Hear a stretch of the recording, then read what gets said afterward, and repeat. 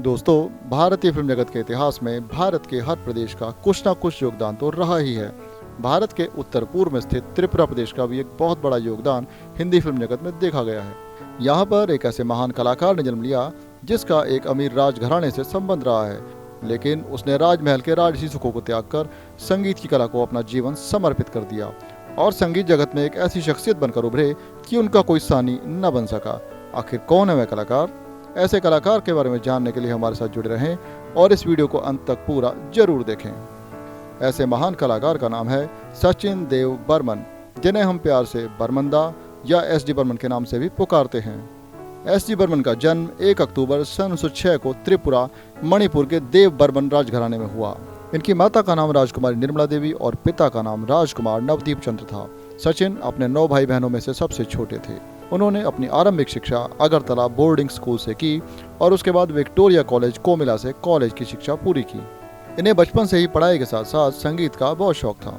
जाहिर सी बात है कि इतने अमीर राजसी घराने के युवराज होने के कारण इन्हें किसी प्रकार की कोई कमी महसूस नहीं हुई। इनकी संगीत के प्रति रुचि को देखते हुए इनके पिता ने इनके लिए संगीत की उचित शिक्षा का प्रबंध किया। इन्होंने अपनी संगीत की आरंभिक शिक्षा संगीतकार केसी डे से ली। इसके बाद सन 1932 में संगीत सम्राट भीष्मदेव चट्टोपाध्याय से भी संगीत की शिक्षा ली। इतना ही बस नहीं, उन्होंने सारंगी वादक उस्ताद खलीफा बादल खान और सरोद वादक उस्ताद अल्लाउद्दीन खान से भी संगीत कला के गुर सीखे। सचिन ने अपने बचपन में ही कलकत्ता रेडियो स्टेशन पर गाने की शुरुआत कर दी थी।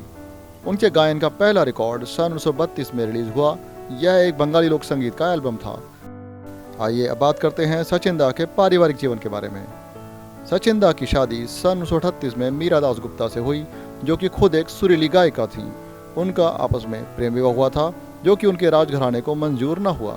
क्योंकि मीरा एक राज परिवार से संबंध नहीं रखती थी, इसलिए सचिन के परिवार ने उन्हें बहू के रूप में स्वीकार नहीं किया।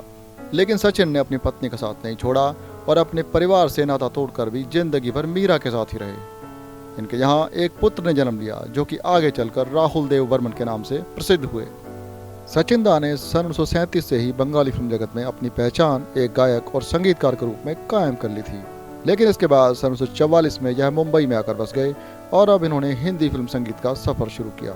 यहाँ पर उन्होंने फिल्म शिकारी, 2 भाई और शबनम के लिए संगीत दिया, जो कि बहुत पसंद किया गया। फिल्म 2 भाई से गीत मेरा सुंदर सपना बीत गया, जिसे कि गीता दत्त ने गाया था, यह गीत बहुत हिट हुआ था। मेरा सुंदर सपना बीत गया। अब सचिन दा की पहचान एक जाने माने संगीतकार के रूप में बन चुकी थी। अब मुंबई का हर फिल्मकार उन्हें अपनी नई फिल्म के लिए काम देने लगा था। अब उनके जीवन में एक और मोड़ आया। उनकी मुलाकात देव आनंद साहब से हुई। उनकी आपस में गहरी दोस्ती हो गई। सचिन दा ने सन 1950 में देव आनंद की प्रोडक्शन कंपनी नवकेतन फिल्म्स के लिए काम किया। इस दौरान उन्हें कई फिल्मों में संगीत दिया, जो कि सुपर हिट हुआ और सचिन दा सफलता की सीढ़ियां चढ़ने लगे। इस समय जो फिल्में हिट हुई उनमें से कुछ हैं टैक्सी ड्राइवर, 9-2-11, काला पानी, मुनीम जी और पेइंग गेस्ट। सचिन दा के संगीत की विशेषता यह थी कि उसमें कई तरह के वाद्य यंत्रों के साथ साथ शास्त्रीय संगीत का भी कॉम्बिनेशन होता था, जो कि बहुत जल्दी लोगों की जुबान पर छा जाता था। उनके गीतों को रेडियो और रिकॉर्ड प्लेयर पर काफ़ी लोगों द्वारा पसंद किया जाने लगा। सचिन ने बॉलीवुड के महान कलाकारों मोहम्मद रफ़ी, मुकेश, किशोर कुमार, हेमंत कुमार, लता मंगेशकर, आशा भोसले, गीता दत्त, सुमन कल्याणपुर और सुधा मल्होत्रा के साथ काम किया। एक अनुमान के अनुसार उन्होंने अपने संगीत सफर में लगभग 100 से अधिक हिंदी फिल्मों के लिए संगीत दिया और हिंदी फिल्म जगत को अपने अनमोल संगीत से भर दिया। वर्ष 2007 में भारत सरकार द्वारा उन पर एक डाक टिकट भी जारी किया गया।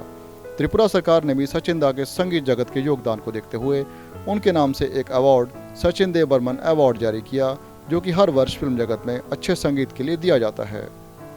सचिन दा को अपने जीवन काल में कई राष्ट्रीय पुरस्कारों से सम्मानित किया गया। यदि हम उनके द्वारा बनाई गई हिट फिल्म्स और उनको दिए गए अवार्ड्स की बात करने लगे तो यह एपिसोड ही छोटा पड़ जाएगा, लेकिन उनके अवार्ड्स की लिस्ट खत्म नहीं हो पाएगी। उन्हें साल 1954 में फिल्म टैक्सी ड्राइवर के लिए फिल्म फेयर अवार्ड दिया गया। उनको वर्ष 1970 में फिल्म आराधना के लिए नेशनल फिल्म अवार्ड से भी सम्मानित किया गया। उनके गाए कुछ गीत जो कि बहुत हिट माने जाते हैं, उनमें से फिल्म गाइड में से वहाँ कौन है तेरा, फिल्म बंदिनी में से मेरे साजन है उस पार और फिल्म सुजाता में से सुन मेरे बंधु रे। इन गीतों को सुनते समय यह पता लगता है कि सचिन दा की हिंदी भाषा पर कितनी अच्छी पकड़ थी। और एक ऐसा अनमोल गीत फिल्म ज्वेल थीफ में से होठों पे ऐसी बात, यह गीत उनकी एक अनमोल कृति कहा जा सकता है। उस समय में यह एकमात्र ऐसा गीत था जिसमें 22 ताल वाद्यों का एक साथ प्रयोग किया गया था। होठों में ऐसी बात में दबा के चली आई, खुल जाए वही बात तो दुहाई। संगीत जगत में इतना काम करते करते वह कहीं पर अपने स्वास्थ्य के प्रति लापरवाह हो गए, जिसका उन्हें काफी नुकसान भी हुआ। उन्हें हाई ब्लड प्रेशर की शिकायत रहने लगी थी। अब उन्होंने काम करना कम कर दिया था। उसके बाद 1975 में उनके द्वारा बनाया गया आखिरी गीत बड़ी सूनी सूनी है को किशोर कुमार ने गाया था। लेकिन इस गीत को रिलीज होने से पहले ही संगीत का यह महान सितारा 31 अक्टूबर 1975 को इस दुनिया को अलविदा कह गया। फिल्म संगीत के इतिहास में सचिन देव बर्मन का नाम सदा अमर माना जाएगा। दोस्तों, संगीत जगत के इतिहास से जुड़ी ऐसी ही जानकारी हम आपको आगे भी देते रहेंगे। अगर आपको हमारा यह वीडियो पसंद आया तो लाइक, कमेंट, शेयर करना न भूलें और हमारे चैनल को सब्सक्राइब जरूर करें। इसी तरह से हमारे साथ जुड़े रहने के लिए धन्यवाद।